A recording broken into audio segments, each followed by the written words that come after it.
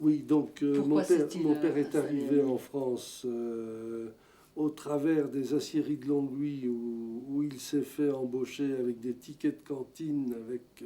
Il n'a pas l'habitude de ça, il était bachelier en Autriche-Hongrie. Et il est entré comme manœuvre aux aciéries de Longwy.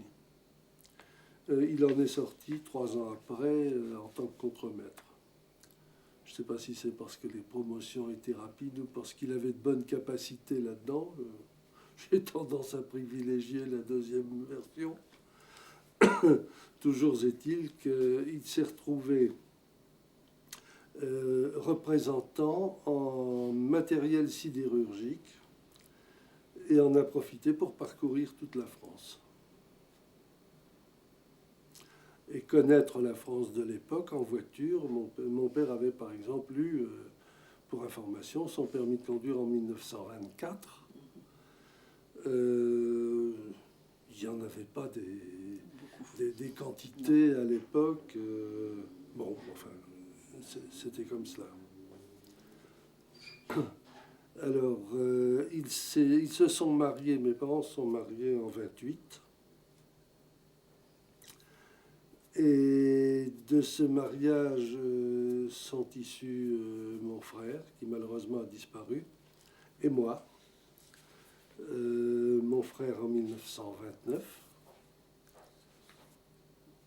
et moi en 1933, donc comme je vous l'ai dit. Alors, en ce qui concerne le milieu dans lequel j'ai évolué, donc c'est un milieu qu'on appellerait aujourd'hui petit bourgeois. Dans la rue où nous habitions quand nous sommes venus habiter Lille, parce que jusqu'à l'âge de 3 ans j'ai vécu à Metz, lorsque nous sommes venus habiter Lille, dans la rue où nous habitions, il y avait 3 voitures.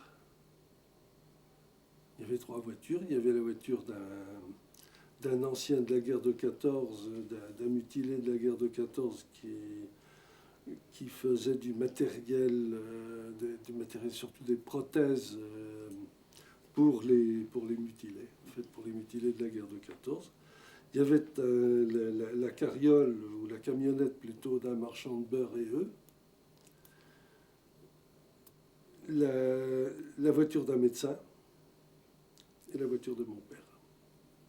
Et c'était quelle rue? Oh, c'était rue Édouard Delsal, là où il y a aujourd'hui la bibliothèque municipale. Donc, centre de la ville. Donc en centre-ville,